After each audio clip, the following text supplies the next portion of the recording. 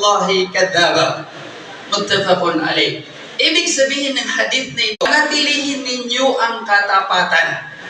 Manatili tayong matapat sa salita at sa gawa, sapagkat ang katapatan ay aakay sa atin para gumawa ng kabutihan.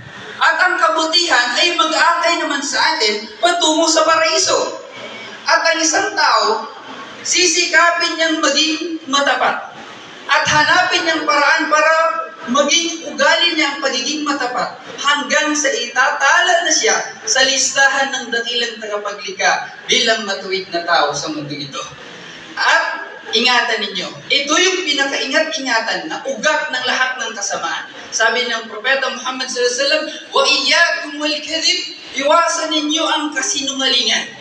Sapagkat ang kasinungalingan ay aakay sa inyo sa lahat ng uri ng kasamaan. Pag nagsisinungaling na ang tao, magnanakaw na ang tao. Magkakaroon na ng katiwalian sa gobyerno. Pag hindi ka na maging totoo, magagalit na ang taong bayan. Mawawasak ang bansa natin. Yan ang paalala ni Propeta Muhammad na panatilihin nating maging matapat at iwasan ng pagsisinungaling.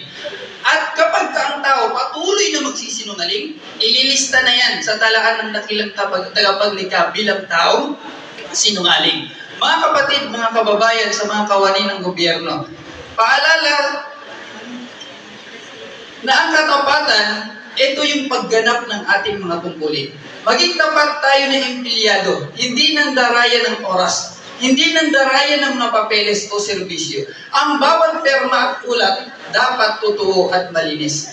Pangalawa, kasinungalingan. Itong nagiging resulta ay korupsyon. Ang sinungaling ay nagbubunga ng maling ulat, pandaraya at kawalan ng tiwala. Ito ang ugat ng katiwalian na nagdudulot ng kahihiyan at parusa sa mundo at sa kabilang buhay. Pangatlo, ang pag-uugali. Ito yung sukatan na tinitingnan sa iyo ng tao. Ang tapat na kawani ng gobyerno o lingkod bayan, respeto at tiwala ang mamamayan.